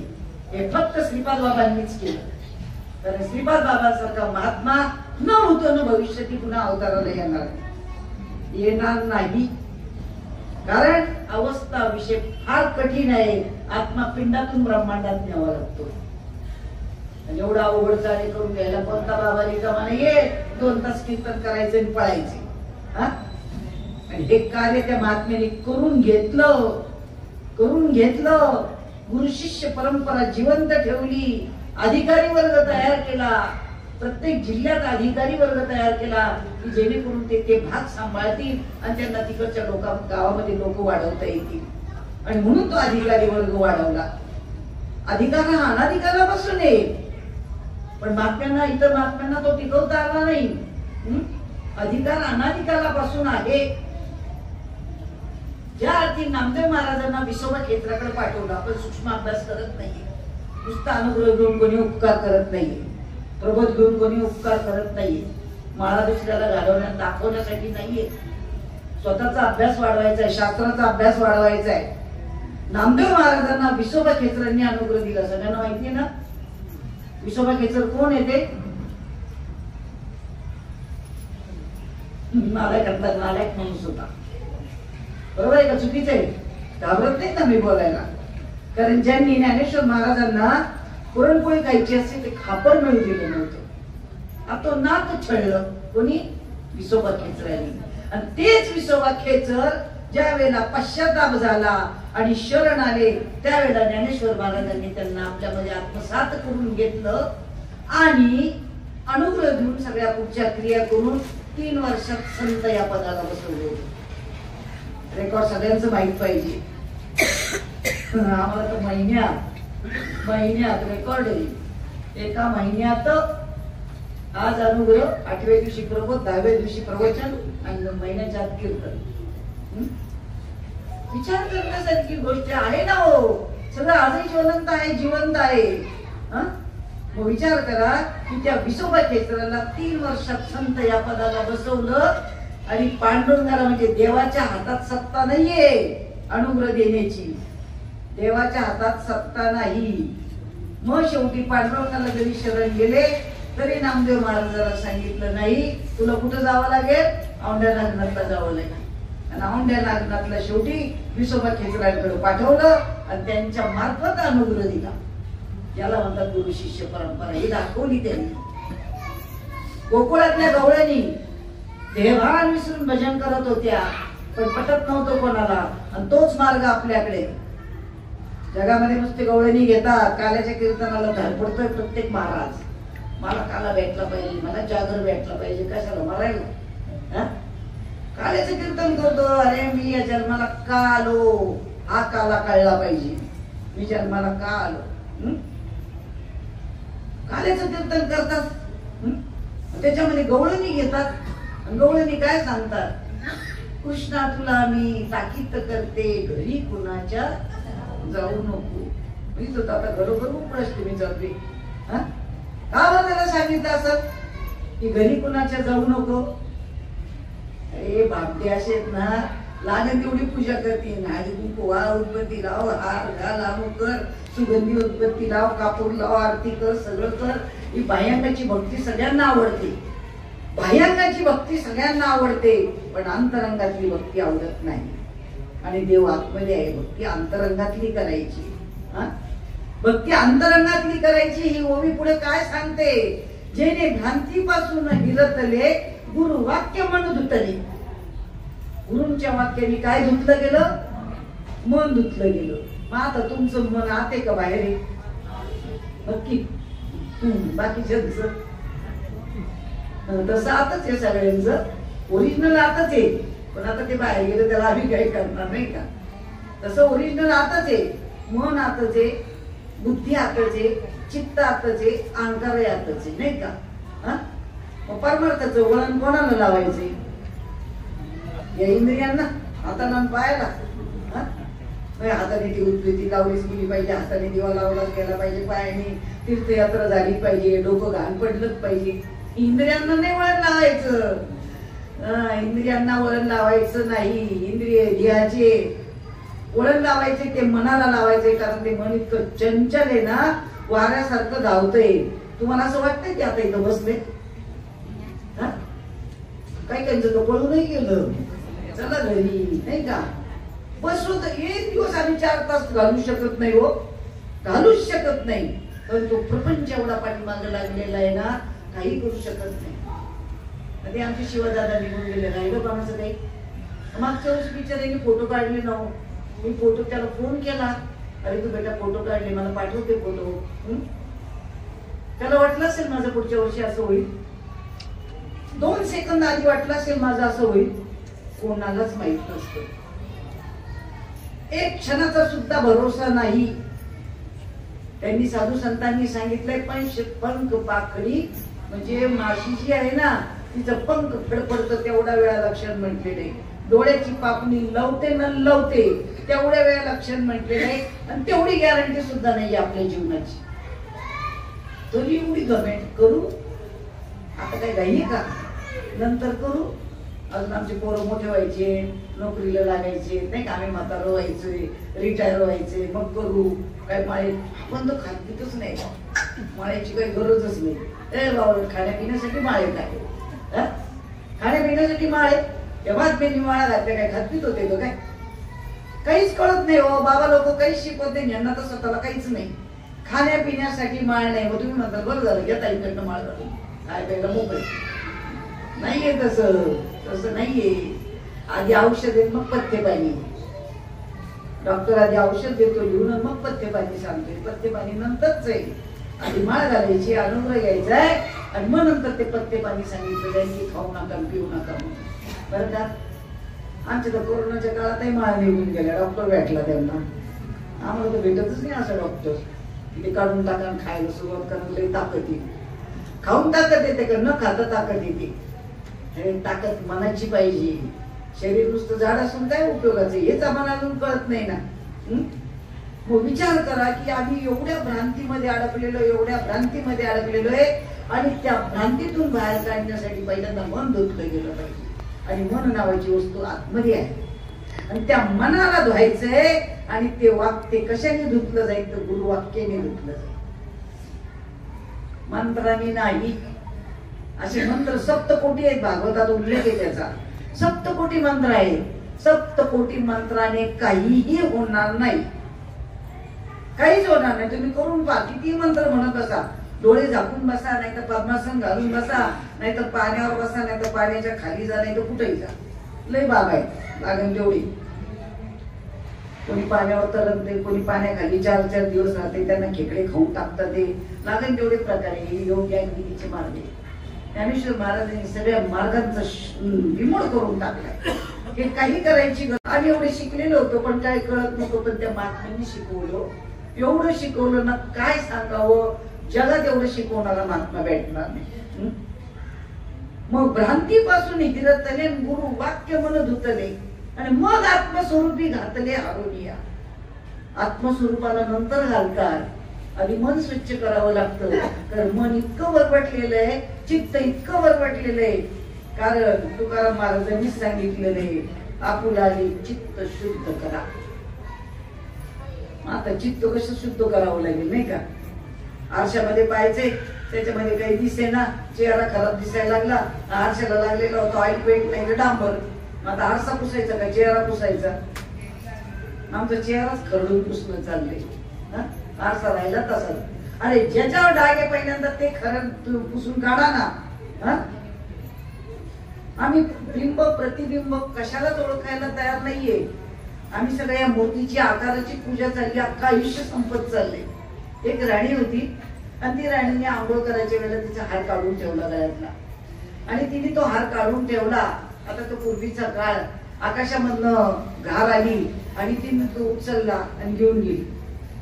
आता घेऊन गेल्यानंतर राणीचा हार हरवला म्हणून सगळीकडं चर्चा सुरू झाली, आणि मग तो शोधण्यासाठी सगळ्यांची धावाधाव सुरू झाली. सगळेजण तो हार शोधायला गेले. शोधायला गेल्यानंतर इकडं तिकडं कुठंच सापडेना. पण काही लोक नेमकं गावाच्या पाठीमाग त्या पाण्याच्या तलावाच्या तिथं गेले, आणि त्यांना एक जणाला तो हार दिसला पाण्यामध्ये. त्यांनी डायरेक्ट त्या पाण्यामध्ये उडी टाकली, कारण आता आपल्याला बक्षीस मिळणार नाही का. पाण्यामध्ये बुडी मारली, भरपूर पोहला, तळापर्यंत जाऊन आला, पण हार काही सापडला नाही. पुन्हा गावात येऊन सांगितलं. दुसरा म्हणे तुला काहीच कळत नाही, आमचं असेल तुला काहीच कळत नाही, नाही का. त्यांनी उडी मारली, दुसऱ्या दिवशी जाऊन उडी मारली, भरपूर सगळीकडे शोधलं, कुठंच सापडलं नाही. असे सगळेजण कितीतरी जाऊन आले, एकालाही हार सापडला नाही. सगळेजण म्हणे असं कसं काय, तुम्हाला जर पाण्याच्या डोहामध्ये हार दिसतोय पण तुम्ही उडी मारल्यानंतर सगळं शोधल्यानंतर हार तर काही दिसत नाही, भानगड काय म्हणे. मग काही सज्जन असावे लागतात. मंदिर सज्जनांची बर का, मंदिर सज्जनांची बांधतात, असे गाण्या मापेची नाही बांधत. आणि त्या सज्जनाच्या डोक्यात असं आलं की काय भानगडे ती पाहायला जावी, आणि म्हणून ते त्या तलावाच्या कडेला पाहायला गेला की हे सगळेजण म्हणतात हार तर आहे, आणि त्यांनी पाहिलं पाण्यामध्ये तर हार दिसतोय. पण एवढ्या जणांनी उड्या मारल्या तरी का दिसलं नाही, कारण त्यांच्या फक्त उड्या होत्या, माकडाच्या 4 हात उड्या, नाही का. उड्या मारल्या आणि काही दिसेना. म्हणजे उड्या हा काय म्हटला तर याचा संशोधन करायचंच नाही की हात का सापडत का नाही म्हणे. मग त्यांनी सगळीकडे पाहिलं, इकडं पाहिलं, तिकडं पाहिलं. आता हे सगळेजण तर जाऊन आले, आतमध्ये बी सापडलं नाही.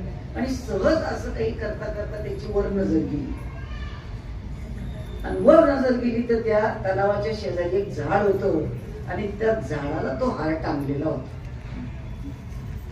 म्हणजे त्या पक्ष्याने आणला आणि त्या झाडावरती टांगला गेला, आणि त्याचं प्रतिबिंब पाण्यात पडलेलं होतं. आणि कशाला कौतुक होतोय, प्रतिबिंबाला. अरे प्रतिबिंब काहीच देणार नाही तुम्हाला, ओरिजिनल बिंबाकडे पहा तुम्ही. मी कोण आहे करावा विचार, म्हणे ज्ञानेश्वर निवृत्तीचा आतमध्ये काय सुख आहे. आनंदाचे डोही आनंद तरंग, इतकं सुख आहे, इतकं सुख आहे. आता आज किती जरी कृष्णाष्टमी साजरी केली सगळ्यांनी, किती जरी टिपऱ्या खेळल्या, आणि किती जरी काय केली, कृष्ण कळला का.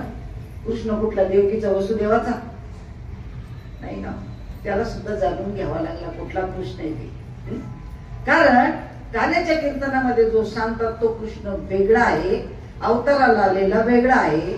शास्त्रात तुम्ही आपण जो पूजा करतो तो वेगळा आहे. कारण शरीरधारी जो श्रीकृष्ण आहे तो अवताराला आलेला आहे, परंतु आपल्याला जो श्रीकृष्ण जाणायचा आहे तो अव्यंग आहे. त्याला शरीर नाही, अव्यक्त निराकार नाही जे आकार, जे तुम्ही चरण याच्या धारीसी भजी. तो श्रीकृष्ण परमात्मा तुमच्या शरीरामध्ये आहे, तो राम तुमच्या शरीरामध्ये आहे, ते दत्तात्रय तुमच्या शरीरामध्ये आहे. आणि त्या प्रत्येकाचा जन्म तुम्हाला करायचा आहे. आणि तो जन्म ज्या दिवशी तुम्ही सद्गुरूंची शरणागती करता, त्यांच्याकडनं अनुग्रह घेता, चिंतनाला बसतात, आणि त्यावेळेला तुम्ही मगाशी ते अभंग म्हटला, विमानाची दाटी पुष्पांचा वर्षाव, स्वर्गाहून देव करीत आली. आपल्याला प्रत्येक अभंगाचे अर्थ सुद्धा कळले पाहिजे की हा अभंग कोणत्या वेळेचा असेल. तर ज्या वेळेला माणूस चिंतनाला बसतो, साधक चिंतनाला बसतो, त्यावेळेला स्वर्गामध्ये विमानांची दाटी होते, आणि त्याच्यामध्ये सगळे देव तिथून पुष्पवृष्टी करत असतात. म्हणजे एवढा आनंदाचा क्षण असतो. आपल्याला काय त्याची महती कळते नाही का. आणि अवस्थेला बसल्यानंतर तुम्हाला जी अवस्था प्राप्त होते ती इतरांनी पाहिली तर त्यांना काशीला गेल्याचं पुण्य मिळतं. म्हणून हा मार्ग झाकून ठेवला होता, कोणीच उघड्यावर आणला नाही. कारण त्याला खूप मोठी ताकद पणाला लावावी लागते. कारण विनियोगाविन कर्म विफल होय. मुखी ते ब्रह्मनाम, सगळ्या ओळखमागा झालेले. मुखामध्ये जरी ब्रह्मनाम असेल, हाती ते सात्विक कर्म, रोज पंगत घालत असेल, सगळ्यांची सेवा करत असेल, गुरुचे हातपाय दाबत असेल, सगळं जरी करत असेल, मुखी ते ब्रह्मज्ञान, हाती ते सात्विक कर्म, पण विनियोगाविन कर्म विफल होय. विनियोग जर नसेल, तुम्हाला ते नाम कसं घ्यायचं, हा विनियोग जर नसेल तर ते कर्म सुद्धा वाया जाईल. आणि म्हणून त्याचा विनियोग कळला पाहिजे. मग ते जे नामस्मरण आहे ते कसं करायचं, त्याचा विनियोग रामाला कृष्णाला सुद्धा संदीपनींकडनं आणि वशिष्ठांकडनं समजून घ्यावा लागला. दत्तात्रय महाराजांनी खूपच गुरु केले जीवनामध्ये, पण तरी सुद्धा त्यांना आत्मसाक्षात्कार झाला नाही. आणि म्हणून त्यांना स्वतःचे वडील अत्रि ऋषी यांच्याकडनं अनुग्रह घ्यावा लागला. तुकाराम महाराजांना बाबाजी चैतन्यांना शरण जावं लागलं. ज्ञानेश्वर महाराजांना निवृत्तीनाथांकडनं अनुग्रह घ्यावा लागला. सर्वात पहिला अनुग्रह भगवान शंकराने पार्वती मातेला दिला. पहिला अनुग्रह स्त्रीला दिलेला आहे. म्हणजे जगामध्ये स्त्रीची उत्पत्ती झालेली आहे आणि मायेमुळेच हे जग चाललेलं आहे. स्त्री जर नसेल, माया जर नसेल, त्या जगाची उत्पत्ती होणार नाही. आणि म्हणून स्त्रीची अवहेलना होत असेल तर आपल्यासारखी पाहून घेऊ नका. सगळ्यांनी त्याच्या पाठीमागे उठलं पाहिजे, मोर्चे काढले पाहिजे, त्याच्यावरती आवाज उठवला पाहिजे. तो जर उठवत नसेल तर काहीच उपयोग नाही साधन मिळून सुद्धा. आणि म्हणून ज्या महात्म्यांनी आपल्याला एवढं आपल्यापर्यंत आणून पोहोचवलं, तो कृष्ण तुमच्या शरीरामध्ये आहे, भगवंत तुमच्या शरीरामध्ये आहे. कारण मज हृदय सद्गुरु तेनेची तारिलो हा संसार गुरु. हृदयामध्ये सद्गुरु आहे म्हणजे काय तर ते ज्ञान तुमच्या हृदयामध्ये आहे. सद्गुरु हा देहधारी आहे. हा मायावी जगतातला सद्गुरु तुम्हाला मिळालेला आहे. त्यांच्याकडनं अनुग्रह मिळाला. हे मायावी जगतातलं सद्गुरूंचं अवतार कार्य आहे. कारण ते जे ज्ञान आहे ते कसं आहे, अव्यक्त आहे. कारण विहिरीमध्ये नद पडलेली आहे, विहिरीमध्ये नद पडलेली आहे, परंतु ती काढण्यासाठी जणांनी उडी मारलेली आहे. परंतु ती जाताना तो गेला आणि त्याला एवढा आनंद होत होता की नद सापडली, कपारीमध्ये सापडली, सोन्याची नद आहे, तिला मोती किती चांगले लावलेले, किती भारीची असेल, किती मोठी किंमत असेल, हे सगळं व्यक्त करायचे. पण पाण्यामध्ये जोपर्यंत आहे तोपर्यंत त्याला ते वर्णन व्यक्त करता येत नाही. तो अव्यक्त असतो. परंतु ज्या वेळेला तो पाण्यातून बाहेर येतो, वरती येतो आणि मग सगळ्यांना आनंदाने सांगायला सुरुवात करतो की मी असं खाली उडी मारल्यानंतर त्या कपारीमध्ये नद होती, किती भारीची नद आहे, तिला किती मोठी चांगले लावलेले, एवढी भारीची नद आहे, तिची किंमत किती असेल, हे वर्णन केव्हा बाहेर आल्यानंतर. तसं देहस्थितीमध्ये आणि विधेयी अवस्थेमध्ये फरक आहे. आपल्याला अवस्था होती त्यावेळेला आपण विधेयी अवस्थेमध्ये असतो आणि विधेयी अवस्थेमध्येच भक्ती होते. आणि खरा भक्तीचा मार्ग विधेयी अवस्थेमध्ये आहे. ज्या वेळेला अवस्था होत असते त्यावेळेला आपली भक्ती होते. आणि विधेयी अवस्थेतून आपण ज्या वेळेला बाहेर येतो, आता आपण सगळेजण देहस्थितीत आहोत आणि मग त्याचं आपल्याला वर्णन करता येतं. म्हणून साधू संतांनी देहस्थितीवर आल्यावर त्याचं वर्णन केलेलं आहे. परंतु अनुभव मात्र विधेयी स्थितीमध्ये यायचा आहे. देहीच विधेयी भोगू दशा. आणि म्हणून या देहाला विधेयी करण्याचं सामर्थ्य फक्त त्या भगवंताच्या नामामध्ये आहे. की नाम तुझे नारायणा पुरी पाषाणाला पाना. इतकं जबरदस्त ते नाम आहे. आणि ते भल्या भल्यांच्या वाट्याला नाही, ऋषी मुनींना मिळालं नाही, तपस्व्यांना मिळालं नाही, हिमालयात जाऊन मिळालं नाही, देवाधिकांना भेटलं नाही, गंधर्वांना मिळालं नाही, किन्नरांना मिळालं नाही. परंतु ते तुमच्या आमच्या वाट्याला आहे. पूर्वजन्मीची आपली पुण्याई आहे. श्रीपाद बाबा सांगायचे, आपण भगवंताच्या काळामध्ये गायी होतो, रामाच्या काळामध्ये वानर होतो आणि म्हणून आपल्याला ते भाग्य लाभलं. आणि म्हणून या जन्मामध्ये आपल्याला आल्यानंतर सद्गुरू भेटले आणि सद्गुरूंच्या कृपेने त्या नामाचा उपदेश मिळाला आणि त्या नामाचं आपण चिंतन केल्यामुळे आज आपण एकत्र जमू शकतो, त्या विषयावर बोलू शकतो. तसं तर हा विषय मात्र खूप गहन तत्वज्ञान आहे, खूप अवघड आहे. 16 वर्षी पोळी हा विषय म्हणजे, पण त्याचं सोपीकरण मात्र संतांनी केलेलं आहे. कारण बाबा नेहमी सांगायचे गणित खूप अवघड आहे, परंतु ते विद्यार्थ्याला जमत नाही. परंतु विद्यार्थी जर शरण आला, पण गणिताच्या टीचरकडेच गेला पाहिजे, भूगोलाच्या टीचरकडे जाऊन उपयोग नाही. आणि मग तो जर गणिताच्या टीचरला शरण गेला आणि सांगितलं की सर मला हे गणित सुटत नाही, सुटून द्या, तर त्यांनी त्याला जवळ बसवावं, समजून सांगावं, त्या गणिताची रीत सांगावी. हा शब्द लक्षात घ्या, गणिताची रीत समजून सांगावी. आणि रीत समजून सांगितली तर त्याच पद्धतीची 1000 उदाहरणं त्या मुलाला सोडवता येतात. आणि म्हणून चालींपेक्षा रीत महत्वाची आहे. आणि म्हणून साधू संतांनी आपल्याला रीत शिकवली आणि त्या रीतीने आपल्याला परमार्थ करायचा आहे. आपल्याला जो तो कळाला, या कारणानिमित्ताने तो सगळ्यांपर्यंत पोहोचवायचा आहे. आपल्याला समजलाय, परंतु आता इथे या कॉलनीमध्ये माहित नाहीये, या कॅम्पसमध्ये माहित नाही, या सोसायटीमध्ये माहित नाहीये, म्हणून स्पीकर लावावा लागतो, म्हणून सगळ्यांना तो विषय सांगावा लागतो, नाही का. माहित झालं तरी सांगावं लागतं. सून जरी किती मोठी जरी झाली ना तरी सासूबाईंना विचारते, इतकं मीठ टाकू का, इतकं तिखट टाकू का, आणि विचारणं गरजेचं आहे. आणि म्हणून तसंच हे सुद्धा आपल्याला जरी समजलेलं असेल तर इतरांना त्याचा लाभ व्हावा. एक जणाला जरी झाला तरी त्याच्यासारखं पुण्य कुठलं नाही. एकाच्या कैवाडी उभी बहुतांची कोणी. आणि म्हणून हा प्रोग्राम राबवला जातो. म्हणून आपण हे कार्यक्रम साजरे करतो, उत्सव साजरे करतो. आणि उत्सव साजरे करण्यामागे एकच असतं की जेणेकरून हा खेळ नव्हे फुल्यांचा म्हणून मेळ जमविला वैष्णवांचा. त्या आनंदाच्या ह्याच्यामध्ये आपल्याला रंगून जायचे आणि इतरांना सुद्धा त्याच्यामध्ये सहभागी करायचे. तो भगवंत आहे, तो अद्वैत आहे. म्हणून तो एका पायाने लंगडा आहे, एका पायाने लंगडा आहे. पण तरी सुद्धा त्यांनी काय म्हणले, देव एका पायाने लंगडा, नाही का, लंगडा आहे. खरं श्रीकृष्ण लंगडा होता का? तरी कोणी प्रश्न विचारत नाही कीर्तनकारांना. एवढा श्रीकृष्ण चांगला होता, तो नातापायाने गंधाकट होता, तरी त्याला लंगडा का म्हटलेले? आपल्या देवाऱ्यातला सुद्धा बाळकृष्ण लंगडा आहे नाही का? तर तो लंगडा म्हणजे अद्वैत सिद्धांत आहे आणि त्याच्यामुळे त्याला लंगडा म्हटलेले. देव एका पायाने लंगडा आणि म्हणून तो कसा पाहायला गेला तर लंगडा नाहीये, आपण लंगडे आहोत. आणि म्हणून त्या भगवंताची शरणागती करावी, आपल्या हृदयामधल्या भगवंताला जन्माला घालावं आणि तोच आजचा हा उत्सव आहे. आणि म्हणून आज गोकुळात काय म्हटले? आज गोकुळात तो हरी राधिके जरा जपून जा तुझ्या घरी. कोणाला म्हटलेले? राधेला. राधा म्हणजे कोण? तिच्या डोळ्यातनं धारा येतात ती राधा नाही का? नावाची राधा नाही. आणि म्हणून आम्ही गोकुळाष्टमीचा उत्सव साजरा करतोय, ज्ञानेश्वर महाराजांची जयंती साजरी करतोय.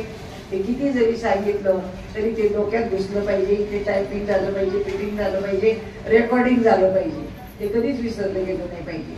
आणि म्हणून श्रीपाद बाबा रामदास बाबांनी जे आपल्यापर्यंत ज्ञान आणून पोहोचवलं, तुमच्यापर्यंत आणून पोहोचवण्यासाठी हा जो उपक्रम आहे. आणि म्हणून साधू संतांची सेवा केली जाते. बोलता बोलता काही चुकला असेल, अपशब्द गेला असेल तर उदाहरण करणारे मायबाप यांना त्यांना माफ करावं. माफ करताना